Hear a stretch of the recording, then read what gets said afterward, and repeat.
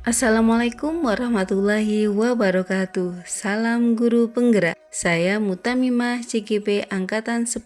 Pada video ini saya akan memaparkan koneksi antar materi modul 2.1 pembelajaran berdiferensiasi.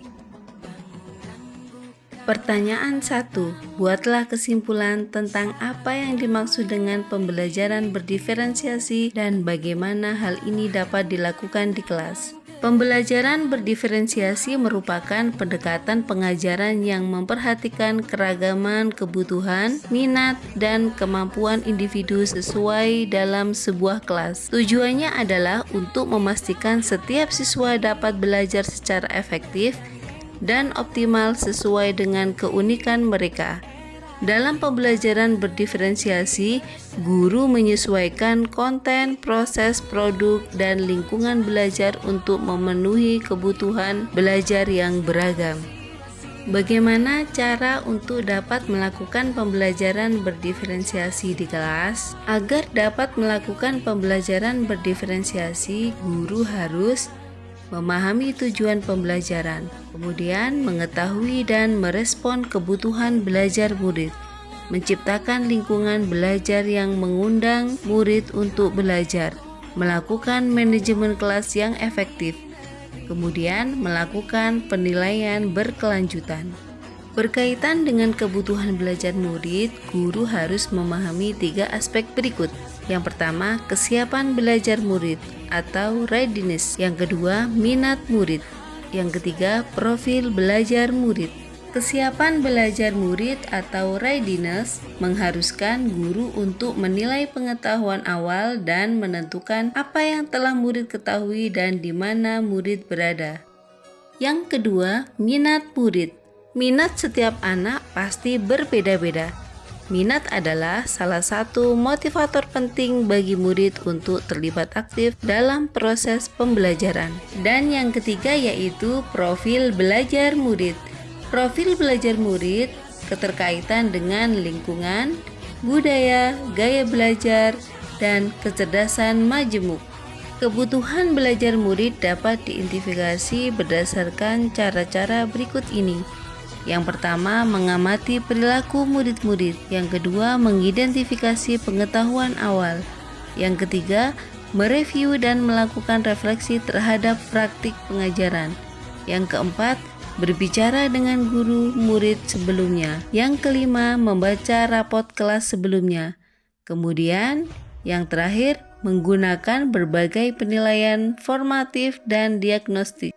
Strategi penerapan pembelajaran berdiferensiasi meliputi konten, proses, dan produk. Adapun strategi penerapan pembelajaran berdiferensiasi konten, materi yang diajarkan harus disesuaikan dengan tingkat pemahaman, minat, dan profil belajar siswa. Misalnya, memberikan teks bacaan materi dalam berbagai variasi bentuk. Yang kedua, strategi penerapan pembelajaran berdiferensiasi proses. Metode pengajaran yang diberikan bersifat beragam dan bebas, seperti diskusi kelompok, pembelajaran mandiri, atau proyek kolaboratif, dan lain-lain. Disesuaikan dengan gaya belajar siswa. Adapun yang ketiga, strategi penerapan pembelajaran berdiferensiasi produk. Siswa diberi kebebasan menunjukkan pemahaman mereka dalam memilih variasi hasil penugasan, seperti membuat PowerPoint, tulisan esai, infografis, poster, video, dan bentuk bebas lainnya. Pertanyaan yang kedua, jelaskan bagaimana pembelajaran berdiferensiasi dapat memenuhi kebutuhan belajar murid dan membantu mencapai hasil belajar yang optimal. Dengan memperhatikan perbedaan individu, pembelajaran berdiferensiasi dapat membantu setiap siswa belajar dengan cara yang paling efektif bagi mereka. Siswa yang memiliki kemampuan lebih tinggi dapat diberikan tantangan lebih, sementara siswa yang membutuhkan bantuan tambahan dapat mendapatkan dukungan yang sesuai. Selain itu, dengan menyesuaikan metode pengajaran dengan kebutuhan siswa, pembelajaran berdiferensiasi membantu meningkatkan motivasi dan keterlibatan siswa yang pada akhirnya dapat meningkatkan hasil belajar mereka secara optimal.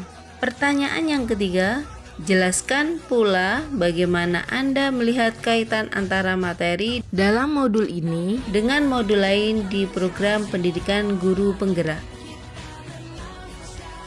Adapun kaitan antara modul 2.1 dan 1.1 adalah untuk dapat melakukan pembelajaran berdiferensiasi, maka guru harus berusaha memenuhi kebutuhan belajar anak sesuai dengan kodrat alam dan kodrat zaman berdasarkan filosofi Ki Hajar Dewantara.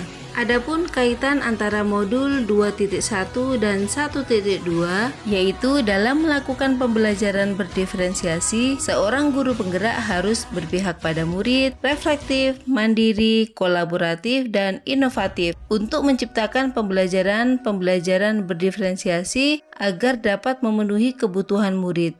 Dengan demikian, seorang guru penggerak dapat mewujudkan kepemimpinan murid dengan menuntun murid merdeka belajar.